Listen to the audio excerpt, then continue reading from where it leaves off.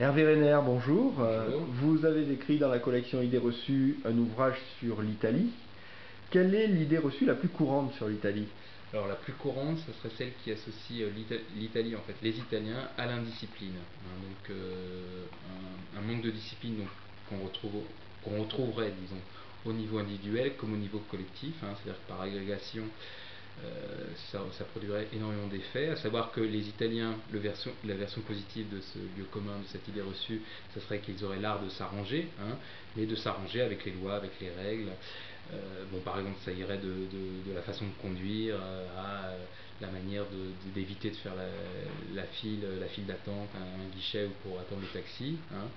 Et puis, donc par effet d'agrégation, ça concernerait aussi l'administration publique, savoir l'incurie un peu des politiques publiques et de l'administration en général, à savoir la lenteur légendaire de la poste italienne ou de tout ce qui concerne donc, les horaires des trains, etc.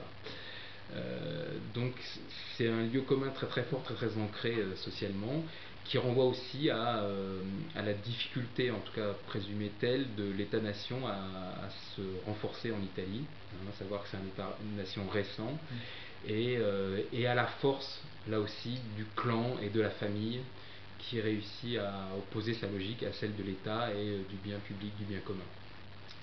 Et à votre sens, quelle idée reçue aimeriez-vous voir disparaître définitivement quant à l'Italie? Alors, c'est l'idée reçue associant les Italiens aux mafieux, à savoir que la mafia existe.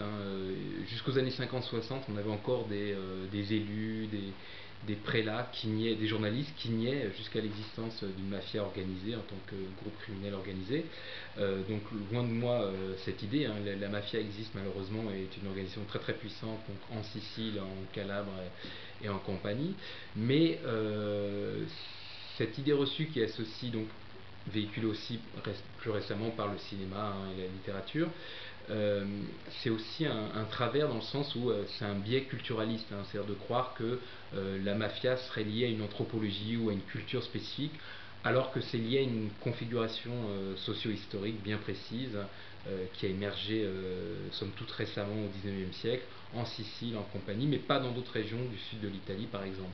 Donc on a des régions du sud de l'Italie qui échappent à l'emprise mafieuse, et maintenant cette emprise mafieuse ne concerne plus seulement le sud de l'Italie, mais l'Italie entière et d'autres pays bien sûr, il y a d'autres mafias aussi dans d'autres pays, donc ce n'est pas tant lié à une nature spécifique ou à une sorte de code génétique des Italiens qui les porterait à ce type d'association mafieuse. Hervé Renner, je vous remercie. Merci.